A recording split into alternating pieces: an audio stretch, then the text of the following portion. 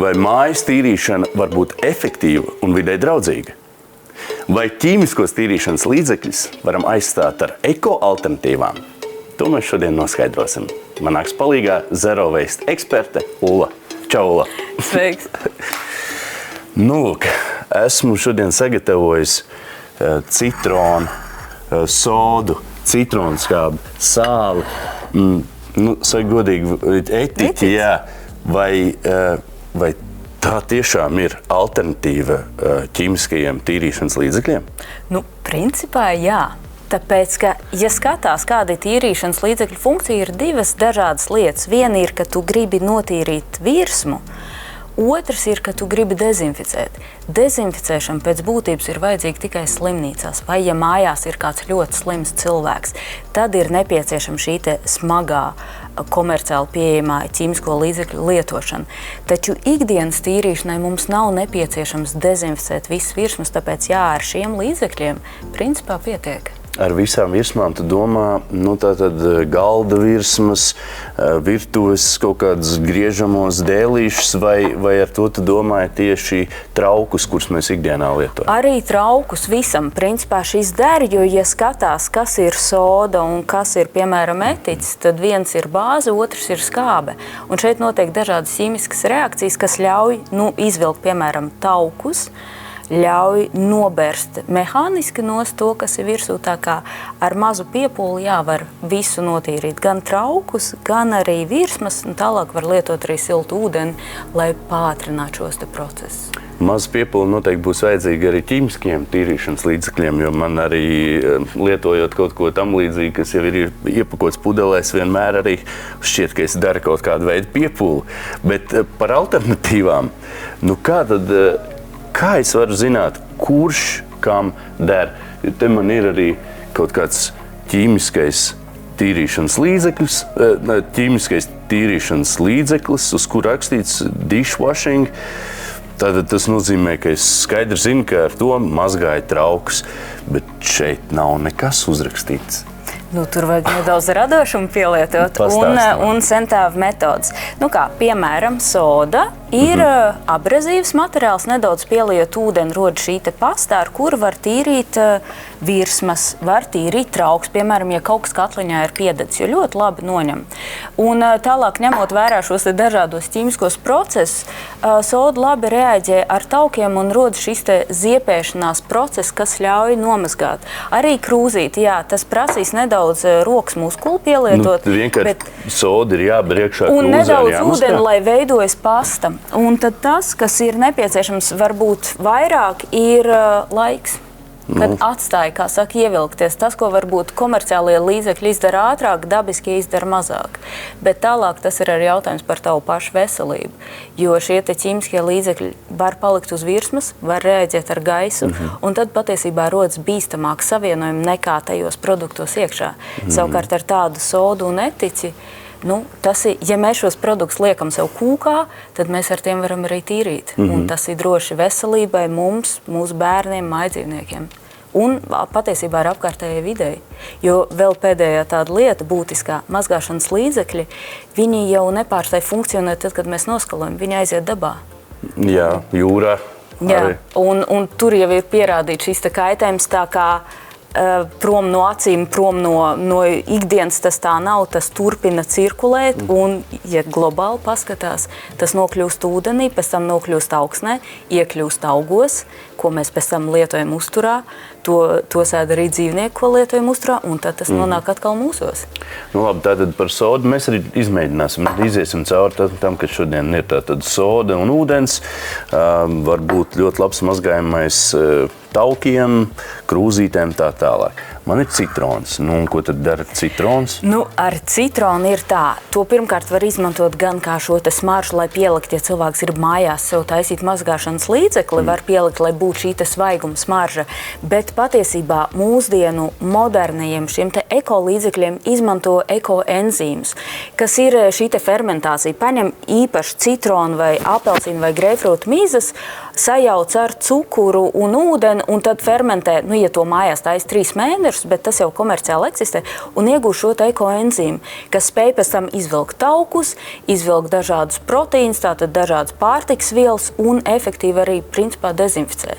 Tā kā to var arī, ja cilvēks pats mājās negrib fermentēt 3 mēnešus, tādas līdzekļus, ja skatās uz iepakojumu un ir rakstīta ekoenzīmi, tad tas principā ir daudz efektīvāk nekā šie daudziem ķīmiskiem elementiem piebāztie tīrīšanas līdzekļi. Ekoenzīms, ja? Enzīmi, jā. Labi. Tātad saprat, šis vairāk būs smaržai, vai arī, ja es pats vēlos izveidot līdzekli mājās, kas ir jāveido 3 mēneši, kāpēc 3 mēneši ir tas periods? Ilgs fermentācija aptuveni, tā kā vīnu jau arī vienā dienā neuztais. Fermentācija notiek, marinēt gurķīši jau var vienā dienā mums nenotiek. Notiek šie procesi, un tad arī tur brīnumi notiek. Skaidrs. Sāls, etiķis? Sāli mēdz pielikt, kā saka, sodas vietā, dažkārt, lai arī pastiprinātu kaut kādas reakcijas, bet tas ir vairāk tiem, kam patīk ķimerēties un pašiem taisīt savu. Ir cilvēkam tas tiešām patīk. Ir vēl, es redzu, ir citronskābi. Citronskābi ir ārkārtīgi efektīvi teikanā, tā kā mums ir daudz kur ciets ūdens, izcili reaģē ar kaļķekmeni, uzvārās, tātad ieslēdzot šo karsto ūdeni, uzvārās un rodas šķīstoši šie savienojumi, kas ļauj notīrīt ļoti labi tieši šos kaļķus nosēdumus. Un arī tā kā tā ir skābe, principā tas ir līdzvērtīgs etiķim, starpība vienīgi citronskābe ir dārgāk, bet ja cilvēkiem nepatīk etiķa smarža, jo etiķa skābe tvaiko, tas ir tieši tas pats principā ar citronskābi.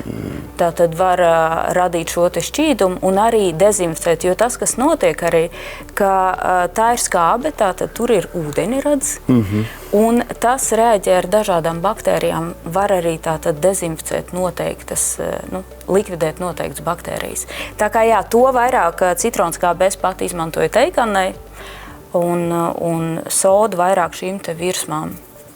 Tad, kad es redzēju reklāmu nomainīt savu veco teikānu, jo viņi ir aizkaļķējusies, tad tās ir muļķības vienkārši nopērsiet citronskābi un arī uz teikānu atkal viss būs kārtībā. Izcili, bet ir tik patīkams to skatīties, kā var redzēt, kā šis te kaļķekmenis iet nost, tas ir tāds.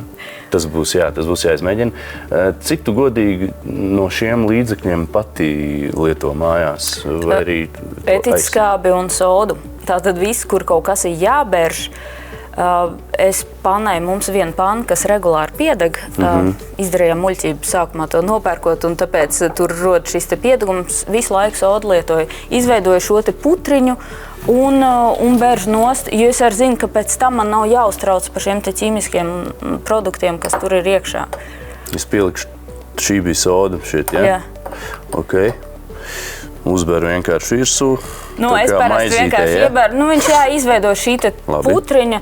Un tālāk, principā, es vienkārši kā ar līdzekli. Pamēģinu, vai arī ar to cietāko virsmu. Un ātri neiet, taču labā ziņa, te tev nav vajadzīga cimdi, jo principā tas ļoti tev rokām nekaitēs, kāds būs ar komerciāliem līdzekļiem. Tad jautājums zero waste. Es zinu, vismaz ir tāds mīts, ir dažādi mīti par zero waste, ka jūs varbūt man arī jākļūst par zero waste. Un jāsaprot vairāk, tad ir šī kustība, cik daudz tad es un ko drīkst izmantot atkārtot. Pieņemsim, ja man ir 3 šīs švamītes, tad es jau vairs neesmu zero waste cilvēks. Vai... Tas jau nav par skaitu, tas ir vairāk par šo te ilglietošanu. Un ka nepērkam jaunu teikanu tikai tādēļ, ka tur ir kaļķis izveidojies. Par švamītēm tā ir no tīras plasmas, tas ir tā bīstams elements. Šī, vai ne? Jā, un šādā švamītēs ļoti uzkrājas baktērijas. Tā kā tas, ko es esmu arī darījis, lai tā kā paildzinātu mūžu, es pat esmu pēc tam tā kā likusi karstā etiķu ūdenī, arī ar šo te, cerību, ka kaut kādas baktērijas noņems. Un es arī esmu redzējis, ka pēc tam švams iznāk tīrāks un tā tad nav šīs te baktērijas masas. Kādu švamu tad kā alternatīvu var lietot? Veco drēbļu lupatiņu kaut kādu, vai ne? Nevajag reiz iet tādās ekstrēmās galējībās. Ir švāmes, piemēram, kam šī te abrazīvā virsma ir nevis plasmasa, bet sizālis. Okay. Tātad, es tīru ar tādu, kur šī te viena virsma berzošā ir dabīga, un ja šīs šķiedras atdalās, tas nekādu kaitējumu videi un man nedara. Ir arī, piemēram, šie te lufas, tādas švamītes, un tas ir atkarīgs. Skaidrs, ka cilvēkam jālieto to, ar ko viņš pats jutīsies ērti. Es šādu vairs nelietoju, jo man no šīs švamts ir bail, bet es arī saprotu, ka ne visi grib meklēt alternatīvas, un tas nevienmēr ir iespējams. Es domāju, ka vairāk mēs izvēlamies vieglāko, pieejamāko. Tad, kad tu meklē švāmi, tev standartās švāmi cilvēkam galvā izsitās šādu, viņš viņu vienkārši arī nopērk. Viņam liekas, kas gan šeit varētu būt vidēji nedraudzīgs, bet kā izrādās, te ir viss kaut kas un vēl uzkrājās mikrobi. Es labprāt paskatītos kaut ko arī par alternatīvām. Kāpēc es iedomājos par tām drēbēm? Tad, kad mājās maz bērni, viņi ātri izaug un tās drēbītes tiek, tādas vairs, viņas jau ir diezgan netīras, viņas neatdos citam. Un bēbiem, un tad man citreiz es viņus izmantoju garāžā, kā lupatiņas kaut kur. Viņas ir ļoti mīkstas un ērtas, un man citreiz žēl viņas mest ārā, tāpēc es tā ieteicu. Tā tiešām ir, man arī mājās stāv kaut kāds, mums ir vairāk bērni, tad arī kaut kādas tās lupats, kuras nevienam neādos. Protams, var izmantot kā tīrīšanu, bet skaidrs, ka tā nav ideāla opcija. Taču labā ziņa, ka tādas lupatiņas var ielikt veļas mašīnā un pēc tam regulāri mazgāt, kas nozīmē, ka var palietot, izmazgāt un lietot atkal. Bet veļa liekot veļas mašīnā, paskatāmies tātad krūzīti, pilnīgi svaigi un tīri. Jā, atkārtoti izmazgāt izklausās ļoti labi, bet ko tad veļas mašīnā, lai mēs lietojam veļas pulveru vietā? Ir šie te ekoloģiskie mazgāšanas līdzekļi. Var, protams, iet pēc sentēva metodas izmantot sodu vai etiķi, un es to arī esmu lietojis tad, kad man nebija citu pieejamu lietu, un es joprojām stāvu dzīvu, un ar mani viss ir kārtībā. Bet ir šie te ekomazgāšanas līdzekļi, bet tas, kas ir būtiski, divas lietas, kam es gribu pievērst uzmanību, ir šie te drošības simboli, kas ir uz iepakojumiem. Visbiežāk, es tā redzu, tev ir ļoti daudz visa kā. Es jau sagatavoju dažādus ar domu, ka tu man varētu pastāstīt. Redz, ir kāds, kas raksta, ka tas ir dabisks uz iepakojuma, tātad uzraksts ir dabisks. Ko mūsdienās nozīmē dabisks, cik daudz ir jāpievērš uzmanību tam, kas tur ir rakstīts ar izcili lieliem burtiem vienmēr, piemērots lietotājiem ar alerģisku un jūtīgu ādas tipu. Tas izklausās, ka arī varētu būt vai ne kaut kas vidē draudzīgs, ko viņš vēl dara efektīvi šķīdina taukus un netīrums arī vēsā un cietā ūdenī. Tas gan izklausās pēc ķīmijas. Paskaidro, kam ir jāpievērš uzmanību? Tā, ir, es teiktu, 3 lietas. Viens ir tas acīm redzamākais uz etiķetes mēdz būt logo. Ja, šeit ir tātad eko logo, kas nozīmē, ka šis produkts, salīdzinot ar citiem, šajā kategorijā ir tātad jau tā kā dabai un cilvēkam draudzīgāks. Tas ir viens, tas tāds vieglākais variants. Otrs ir šīs te drošības zīmes aizmugurē. Ja ir tikai šī izsaukuma zīme, to vienmēr liek, tāpēc, ka lielā koncentrācijā, tas var kairināt ādu, bet mēs jau tāpat sev nebēržam virsū mazgāšanas līdzekli. Tā kā tas ir normāli, ir šī izsaukuma zīme, vairāk ir jāuztrauc, ja parādās citi elementi, kas norāda uz šiem te bīstamiem savienojumiem. Tātad tas ir tas, ko var redzēt. Ja ir izsaukuma zīme, tad ir kārtībā. Ja ir kaut kas vairāk, tad jāuztrauc. Un vēl viena ārkārtīgi būtiska lieta, par ko es gribētu parunāt, ir šie te smaržīgi elementi. Jo mums ir iemācīts, ka ja labi smaržo, tad ir tīrs. Bet jāpatur prātā, ka, lai smarža noturētos, bieži izmanto ftalātus. Un ftalāti ir tie, kas bojā hormonālo sistēmu. Piemēram, iet tādās detaļās, vīriešiem samazinās spermas daudzums, spermatozoīdu kustība, var sievietēm rasties spontānie aborti, piedzims bērni ar dažādiem defektiem. Tas, ko dara ftalāti, kas uztur šo te smaržu, lai ilgāk labi smaržo. Tāpēc, ja pērk mazgāšanas līdzekļu drēbēm, nekādā gadījumā nelietot mīkstinātājs ar visādām smaržiņām un izvairīties no visām smaržām, jo āda ir mūsu lielākais orgāns, tas saskara ar visām drēbēm, tas viss vienkārši iet mūsos iekšā un bojā mūsu, kā saka, hormonālo sistēmu. Tāpēc jebkāda šīs smaržiņas, tas patiesībā ir ārkārtīgi kaitīgi. Tāpēc, ja uz produktu, kā te bija rakstīts, ir hipoalerģisks, tas nozīmē, ka tur nav šo te smaržvielu vai ir izmantotas kaut kādi ķīmiskie savienojumi, kas nav šie te ftalāti, kas nav toksiski cilvēkam. Labi, nu pārbaudīsim. Pārbaudīsim, kā smaržo šis ziepes. Kā smaržo? Pēc citroniem kaut kādiem. Nu tad visdrīzāk, ka te arī klāt ir tas te ir atkarīgs. līdzeklis. Pirmkārt, tur var izmantot šos te dabīgos, jautāju par citroniem. Jā. Lūk, viņi var pielikt šīs te dabīgās smaržvielas un tālāk var izmantot kā šos te smaržas noturībai arī kaut ko, kas nav ftalāti. Ja uz iepakojuma ir rakstīts, ka brīvs no ftalātiem, tad tas ir tā kā droši. Ja šis nav rakstīts, tad ir jāskatās, jo visbiežāk to kā uzrakstu liek smaržvielas. Un zem smaržvielām visbiežāk, ja nenorāda, kas tur ir, tad tur var būt šie te bīstamie ķīmiskie savienojumi. Tāpēc labāk tomēr ņemt kaut ko, kas smaržo mazāk. Šis vairs nesmaržo, vai arī pēc tā pirmā man vienkārši pazūd smarža? Šis nesmaržo, un šim arī ir šis te logo, ka ir eko logo, tātad šis ir videi un tavai veselībai drošāks. Okay. Nu, bet kā tad ar toaletes gaisa atsvaidzinātājiem? Nē. Tur arī ir tās briesmas, kas nosēžās? Jā, jo tas nosacīti īpatnējais un arī interesantais ir tas, ka viens ir šie te ķīmiskie savienojumi, kas ir tīrīšanas līdzeklī vai šajos te aerosolos, bet otrs ir reakcija, kas notiek ar to, kas ir vidē. Okay. Un ir jau pētījumi, kas rāda, ka rodas formaldehīds. Un formaldehīds, kad savienojas šie te atsvaidzinātāji ar to, kas mums ir vidē, formaldehīds tas, ko izmanto, lai embrijus turētu burciņās anatomikumā. Tātad jautājums, cik ļoti tu gribi sevi ieelpot kaut ko, kas ir paredzēts, lai fiksētu tavas audus pēc nāves. Tāpēc, jā, šie te atsvaidzinātāji Dieva dēļ, nē, ir somu metode tolete sērkociņš.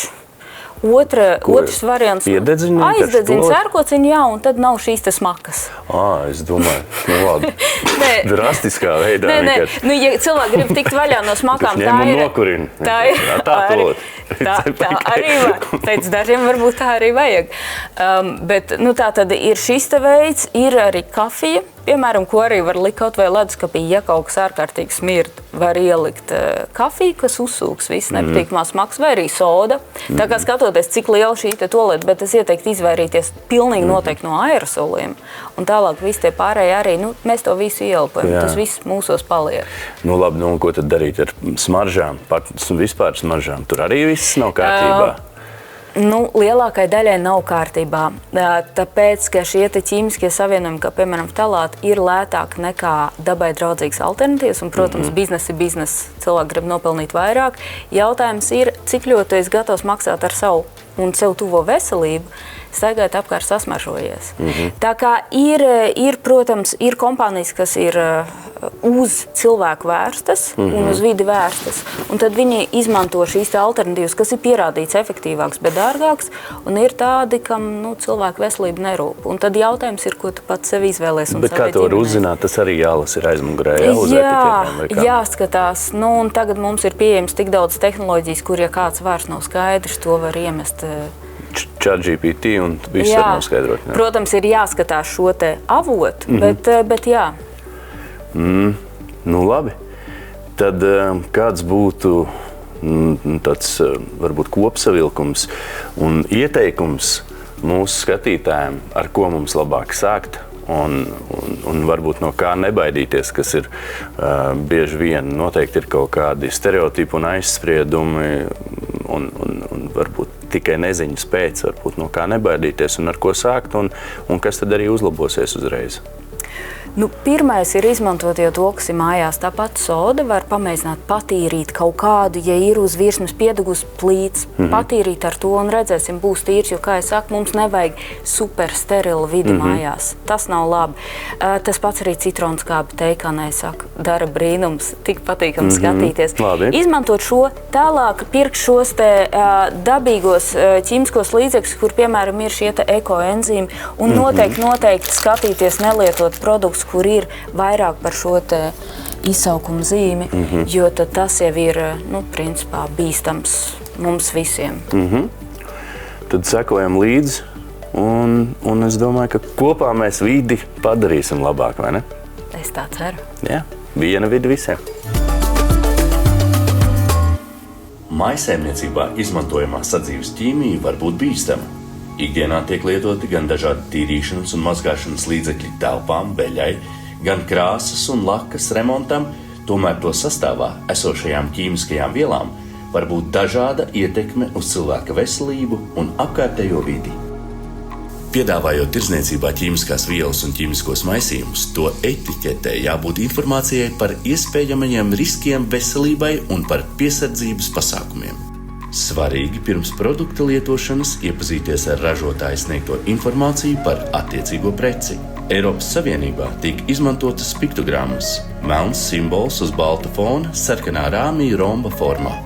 Piktogrammas mērķis ir sniegt informāciju par kaitējumu, ko konkrēta viela vai maisījums var izraisīt veselībai vai videi.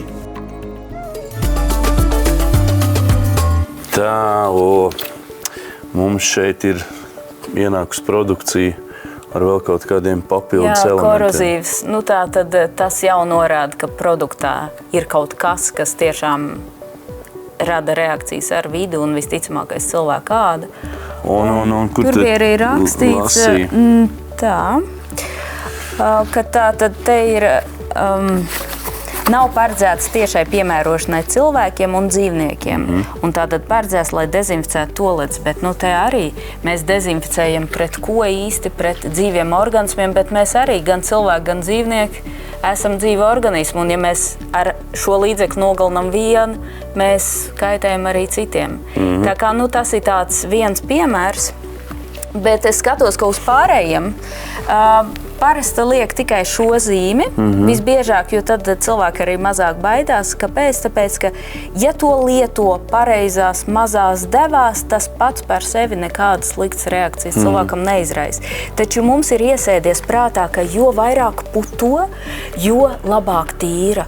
Un cilvēki izmanto arī nepareizi pēc norādēm. Cilvēki lieto daudz vairāk šos ķīmiskos līdzekļus nekā nepieciešams, un tad šie līdzekļi visbiežāk rada tādu slānu uz virsmas. Un tad, tālāk mēs tai virsmai pieskaramies, tad tas arī ir diezgan kaitīgi. Tā kā, mans tāds ieteikums būtu skatīties, kādi ir šie simboli, bet arī paskatīties nedaudz sastāvu un pakonsultēties ar internetu, ja kaut kas biedē, bet vislabāk meklēt šos eko logo, kas ir nevis, ka rakstīts dabīgs, kas neko nenozīmē, vai eko tāpat, bet ka ir šie vispār atzītie ekoloģiskie certifikāti.